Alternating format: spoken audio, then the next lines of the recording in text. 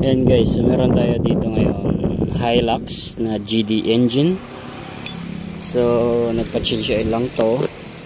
Actually wala namang complaint. Siguro hindi lang napansin. Ayan. Wala silang complaint regarding sa indicator. Napansin ko lang. Ayan. So kung papansin niyo, i-on ko lang yung makina. On susi, may lumabas dito na fuel lamp, battery, kasama yung battery, oil lamp, part, yan.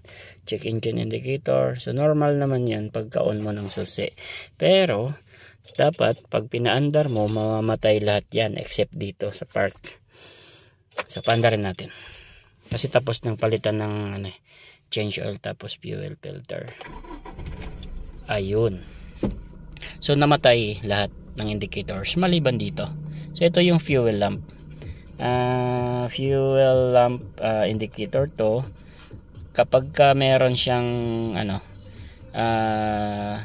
tuldok-tuldok sa gilid, sa ilalim, yan, madumi na or may tubig yung yung fuel filter box doon. So walang complaint yung walang complaint yung driver o yung may-ari nito, walang complaint regarding sa fuel lamp indicator. Ngayon dahil napansin natin, re-reset na lang natin yan. Tatanggalin natin para next time na magkaroon ng dumi yung filter at or magkaroon ng tubig, mayroong magwa-warning. So delikado kasi to kapag nalabas to, ibig sabihin madumi na or may tubig na yung fuel filter. Pagka pinatagal mo, sasama yan sa system, ayun, mapapagastos, mapupunta sa fuel pressure pump, mapupunta doon sa ECB, mapupunta doon sa injector. So malaking gastos na, gagastos ka ng 100,000 plus like that, just like that, ganong presyo. Ayun, so yung purpose lang natin dito, mabidyohan kung paano i-reset yan, kasi kapag ka nalabas yan, kailangan ng i-reset para burahin. So hindi na kailangan ng scanner to para burahin. So para sa mga driver, para sa mga Hilux owner or commuter, high-S, mga ganun, mga GD engine or D4D engine, dapat pag lumabas yan, i-consulta ka agad sa mekaniko. So patayin muna natin yung makina. Yan, patayin yung makina, bunot susi, tapos labas tayo. Hanapin mo yung fuel filter box. Ito. So sa mga GD engine, dito siya. Sa mga D4D, dito sa taas. Ito, bunutin natin yung socket. Ito na bunutin. Tigas Ay. Ayan. So ayan, nabunot na. Tapos balik tayo dito.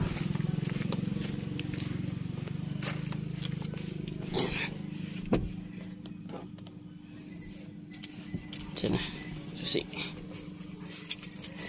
balik tayo, tapos paandarin natin. Ayan, pagkaandar, andyan pa rin, diba? Andyan pa rin siya. So balik tayo dito. Hilux din yan. Ayan, balik tayo dito, sasalpak natin yung socket.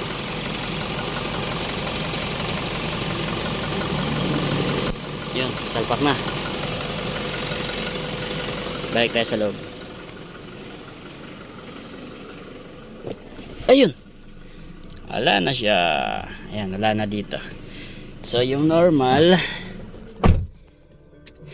ganyan, off muna natin susi,